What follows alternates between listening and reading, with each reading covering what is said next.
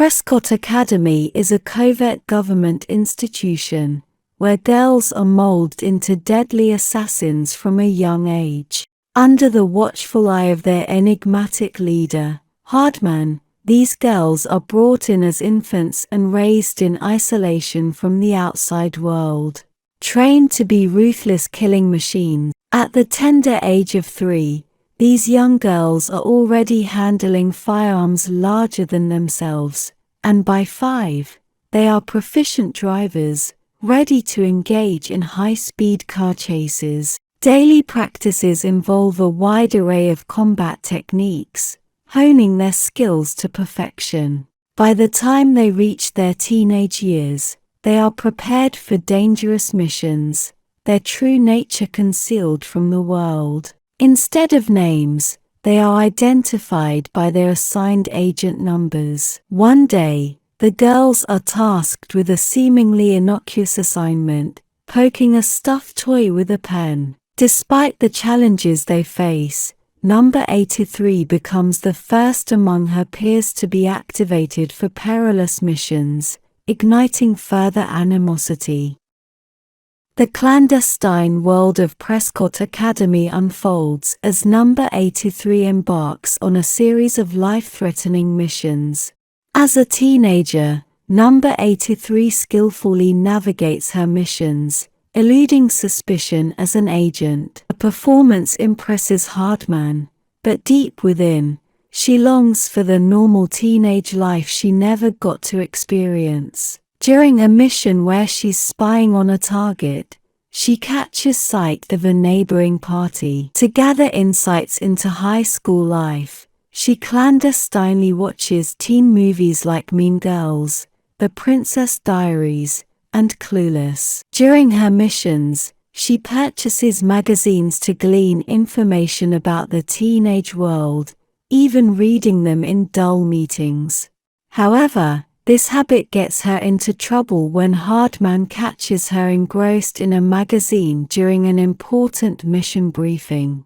Hardman reminds her of the imminent dangerous mission ahead, involving capturing the notorious arms dealer and mafia leader, Victoria, who must be taken alive within a tight deadline. Despite Number 84's desire to prove herself, it's Number 83 who is assigned the task. The next scene unfolds with Victoria holding 3 hostages in a construction zone. When she insults the hostages, one of them, the female hostage, reveals herself to be none other than Number 83. In a lightning-fast assault, Number 83 takes on Victoria and her henchmen, expertly overpowering them. She attaches a hook to Victoria, which connects to an airplane flying overhead. The group is hoisted up towards the plane, and Number 83 successfully completes her mission.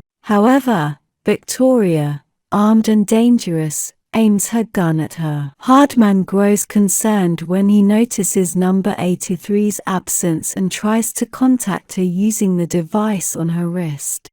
As she emerges from the water, Number 83 hears Hardman trying to reach her but chooses not to respond. This is her sole opportunity to break free from her former life. Hardman becomes aware that they are no longer receiving visuals or audio from her and declares her inactive. Number 83 creates a completely new identity. She transfers to a high school in Newton, securing accommodation with a family through a website. The Larson family, consisting of the mother, Mrs. Larson, her son Parker, and her sarcastic teenage daughter Liz, comes to the airport to welcome her. While Liz is initially resistant to Megan's presence and her enthusiasm for everyday activities like riding the school bus, she agrees to help Megan navigate her new school to please her mother. Megan's first day at school takes an awkward turn as she dresses in an outlandish outfit,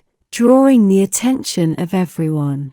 The school bully, Gooch, dubs her fresh meat, leading to laughter from the onlookers. In an effort to help Megan fit in, Liz provides her with less conspicuous clothing. During a morning assembly, Megan is introduced as a foreign exchange student and briefly encounters Roger, a geeky student managing the AV for the school's band. Despite her preconceived notions from the movies she watched, Megan dismisses him as a nerd. However, as Megan is introduced to the entire school, she faces mockery and name-calling. The students urge her to return to Canada, intensifying into chants. Just when the situation becomes overwhelming, Cash, the school's popular band leader, intervenes and quells the crowd with a song. Megan is instantly drawn to him. During lunch break, some cheerleaders invite Megan to eat with them, but she declines, assuming they are mean like the cheerleaders in her favorite movies. In biology class, she makes friends with Roger, who seems interested in her, but Megan's focus remains firmly on Cash. The next day, Megan is assigned as Cash's lab partner, drawing the envy of other girls who desire Cash's attention. These girls persuade Megan to choose a different partner, claiming that Cash prefers girls who play the school's mascot. Unaware that they are trying to set her up, Megan auditions to be the school's mascot and is selected immediately, with a call to practice for the next game. During the mascot practice, Megan is unexpectedly confronted by a group of masked men attempting to kidnap her. To everyone's astonishment, Megan effortlessly overpowers the would-be kidnappers, revealing her exceptional combat skills. She initially believes the masked individuals are agents sent by Hardman, but later discovers they are actually troublemakers from a rival college. By then, they have already filmed her confrontation and upload the video on social media, much to her dismay. In Prescott's base, Victoria is being held and interrogated by Hardman. She also recognizes the wrongness of his methods in robbing young girls of their childhoods. She confronts him about his actions, but Hardman insists he is acting for a greater cause. Victoria expresses a particular interest in number 84 and plans to use her to escape. Meanwhile, they learn about the viral video featuring Megan and assume she has aligned with a rival group. Back at school, Megan's newfound reputation as a formidable fighter swiftly transforms her into one of the popular girls. Her day improves further when Cash invites her to his band practice after school. However, her excitement is cut short when she's kidnapped by individuals from Prescott while heading home. Hardman assumes she's working for a rival organization and refuses to believe her when she explains that all she wants is a normal life. He administers a truth serum to verify her claims, ultimately asserting his entitlement to her life due to everything he has taught her. Hardman orders Megan to return to the Prescott base within 2 days. To maintain the appearance of drunkenness, his people drop her off on the front porch of the house. When Megan meets Roger again, she invites him to Gooch's party, but he declines due to his strict father's party restrictions. Megan wishes for Roger's presence as he is her sole friend in the school. On the night of the party, Megan arrives with Liz, who has been forced by her mother to accompany her.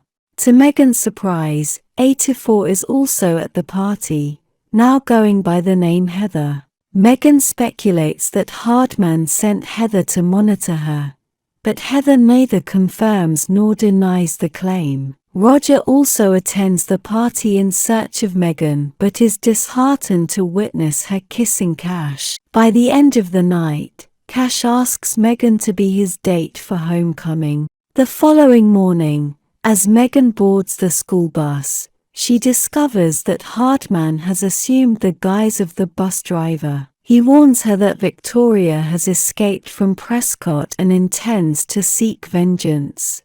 Hardman offers her the option to return to Prescott, but Megan rejects it. Later, while driving to school with Liz, they are pursued by a masked assassin. During a car chase, Megan reveals the truth about her past life to Liz, and they crash in a junkyard along with the assassin's car. Although the assassin is lost, Megan recognizes her as Heather by the scent of her perfume. Liz is hospitalized after the crash, and Megan initially contemplates leaving to prevent further harm to those around her. However, Liz encourages Megan to stay, and they begin to bond. From that day forward, they become close and Megan shares her life as an agent with Liz. They shop for homecoming outfits together and help each other prepare for the special night. While Liz goes out with Gooch, who has changed after spending time with her, Megan attends homecoming with Chase. However, her evening with Chase is disappointing as he barely engages in conversation. Megan realizes that his entire persona revolves around popularity and decides to break up with him. She turns to Roger for a dance, but he declines and chooses to dance with Heather, leaving Megan surprised. A dispute ensues between Megan and Heather over who will accompany Roger, leading to a physical altercation that disrupts the event and damages the decorations. Ultimately, the girls find themselves in the kitchen, with Heather poised to strike at Megan. Liz becomes Megan's unexpected savior by stabbing Heather in the leg with a corn dog stick, and Megan swiftly takes action, knocking Heather unconscious with a blow to the head. Their escape from the perilous situation leads them back to their home, where they encounter Victoria and her henchmen holding Mrs. Larson and Parker hostage. Megan displays remarkable combat skills in an attempt to protect her family, although she eventually ceases her resistance in exchange for their safety. Her lingering hope rests on Hardman coming to their rescue. However, Victoria takes pleasure in Megan's seeming naivety, revealing that she was once the very first Prescott girl, known as Number 1, who left Prescott due to the loss of her own childhood. A one-on-one battle ensues, and Megan is easily defeated. At a critical moment, Hardman arrives with reinforcements. Megan expresses her gratitude to Hardman with a heartfelt hug.